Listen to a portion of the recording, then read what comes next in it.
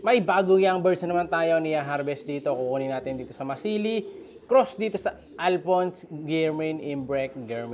Tuloy mga kalapatid. So ito, kukunin natin yung dalawa na yan. And then, ito, kunin din natin to. Ex Machina Imbrek.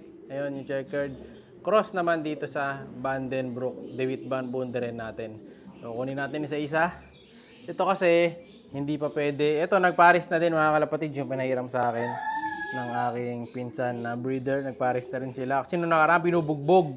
So ngayon lang ulit sila nakapagsama. Nilagyan ko na rin sila ng grits para pag gumitlog to, healthy. No? Kunin na natin yung mga young birds na lalagay namin sa kabila.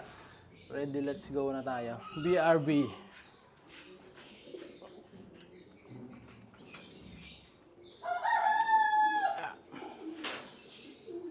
Ito, kita nyo naman yung ibon mga kalapatid. So, haba na ng buntot. Malaki na siya. So, kailangan na talaga ilipat. Malapit nang mapisa yung itlog ng nanay nila eh. So, kukunin na natin to. Tapos huli natin yung dalawang pula. Balikan ko. Ito yung dalawa, another two. So, isang red bar, saka red check. Yan. Kilatisin natin mamaya doon sa kabila. Let's go! Siya si Idol Madla, nakakahanga, may mga hawak, gandang linyada. Ika'y inspirasyon kung bakit hanggang ngayon ako'y palaging kumakarera. Ito rin tatlong nilagay natin mga kalapatid. So, yan na sila. Ang pupogi na oh. Puro mga imbrek yan mga kalapatid. Hindi nga lang nagkulay pula yung isa. Naging checkered lang siya. Pero ito maganda to. Possible hen. Ito yung possible barako, yung pula. Ito namang nag-iisa. Sa tingin ko, parang barako din. No? Alanganin ako sa formahan niya. Hindi ko sure. Pero solid din mga kalapatid.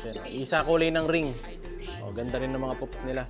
Matigas na matigas. And then tapos, ito may dalawa pa akong lilipat dito.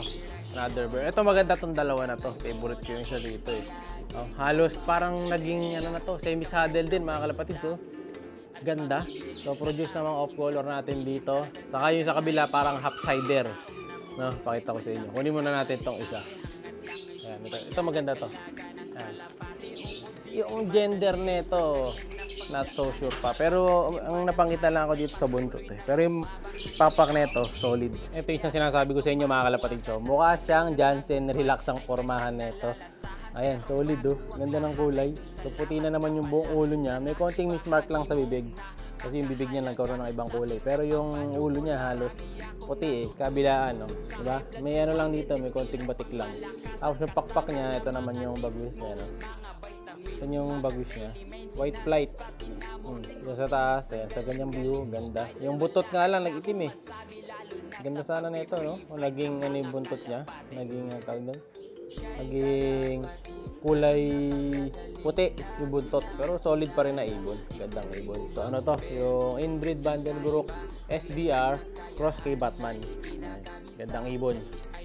Subukan natin syempre ng ideal to saka ng multivitamins plus pula puti. Ayan o.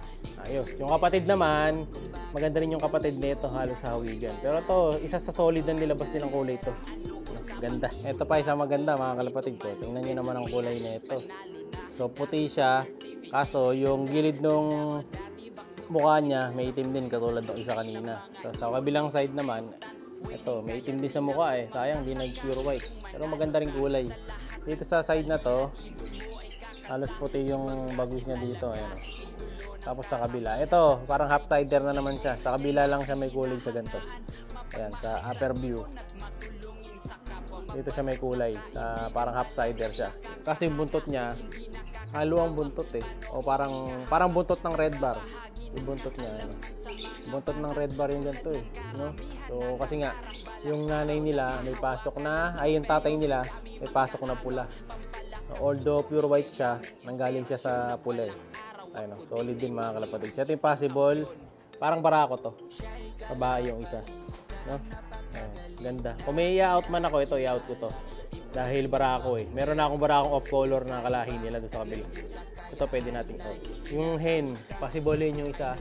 So, maaaring iwan ko yun sa akin yun. Ganda mga kalapatid. So, solid. Ito pesto ang ginawa ko. 3 lang per cage. So, itong 3 na to. Yung mga magkakasama doon sa loob. Pinagsama-sama natin. Ayan. checkered, red bar, red check. Tapos sa kabila, syempre yung magkapatid, di sila pwede maghiwalay kasi magugulpi yung mga to eh. Sayang ang ganda ng dalawa na yan, ayan oh. Ang popogi. Oh, solid na solid ang mga ibon natin yan, mga kalapatids. Ganda mga ibon, lalo na to. Ganda na ito. Pero mas gusto ko to. Ito yung dalawa dito. Gusto ko rin yung kulay ng dalawa dito kasi malalaki yung mga anak nito eh. Ayan, alisin natin yung magulang. Ayan, medyo nakaharang siya. Ayan, oh, ang laki ng dalawang anak nito. So mga ano sila, jumbo size itong mga to, mga kalapatids. So sakto-sakto to, pang breeder, saka pang speedbird. Kasi speedbird din yung magulang, Alphonse Vandenbroek. Kasi tatay, Imbrek Vandenbroek, Diwit Van Bunde rin. So sakto-sakto yung dalawa na yan. Ayan, oh. Mga solid speedbird lines natin yan. Mga next na ililipat natin. Tapos, papakita ko nga pala sa inyo ngayon yung yung napanalunan ni Boss Idol. Nag-chat na siya sa atin, so papadala ko yung bukas. Hiniwali ko na para ma-ready na padala natin bukas. Ito, meron pa dito. Ito, Japan to, yung dalawa na to.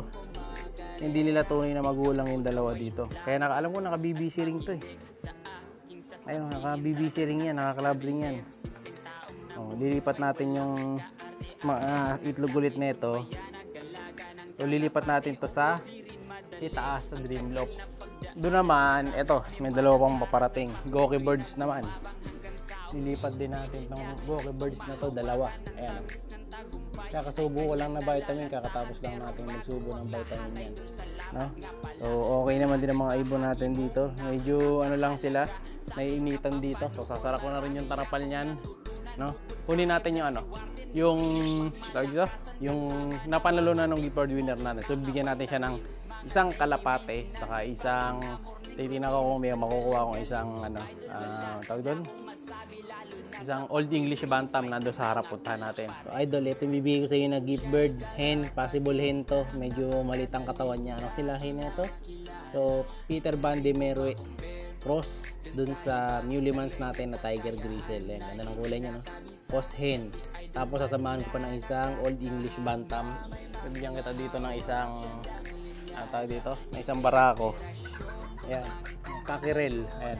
Pero hindi ito medyo may edad na to eh. Dito na pipili. Ayan. Pili kita ng isa dyan, no? Isang barako. Para may tagakain ka ng mga tira-tira dyan sa sahig mo, no? So, ito kasi mga to, hindi kasama to, mga alaga ko itong personal. Tapos may titira din ako dito sa kabila. Ayan, so bibigyan kita ng isa dyan, no? So kaya yung mga gusto tumanggap na mga Old English Bantam, mahal din ang Old English Bantam kung doon nagkakamali Parang yung huli kong tingin nasa yung isa eh. May nakita ako 2.5 ganyan. So comment kayo kung magkano yung mga Old English Bantam ngayon. Pero dati yun ang huling nakita kong presyo. Ngayon hindi ko lang kung magkano isa, no? So swerte ang tatanggap nito. Ito, sinalang ko sa ending bird to sa Sunday. Hindi pang humabol, may slot pa. So ito, ibibigay natin dun sa lucky gift bird winner natin, no? Ganun lang, napakadali lang. No, isa ko dito medyo inaalat mga kalapatids, napilay. Ayan, no? Naipit yata. No, naipit yung young bird ko, naipit sa sahig. Yan, pero kung ayaw niya ng bantam, gusto niya to, ito pwede rin to. Ito lang napapadala ko kung gusto mo. No? Pero pagka hindi naman niya gusto to, yung bantam talaga bibigyan natin. Kung gusto lang niya. Or baka isama ko na to sa kanya kung matataypan niya. Depende mga kalapatids kung paano magiging usapan namin. Pili ka Idol, kalapate o bantam. No? Kung na bahala na mamili dyan. Pero for now, dito may yung mga young birds nakalak na pala to. Dito yung mga ibong ko kasi dito maliliit pa So hindi pa natin mag-give bird yung mga nandito. Ayan. Pili na lang tayo ulit, no? Abangan nyo yung mga next na pag-give bird ko. Alam na this, no? Siyempre, para sumali, alam nyo na, napakadali lang. Comment lang, like, share, subscribe. Ingat! Siya'y kalapatistang napakagaling na kinakilala.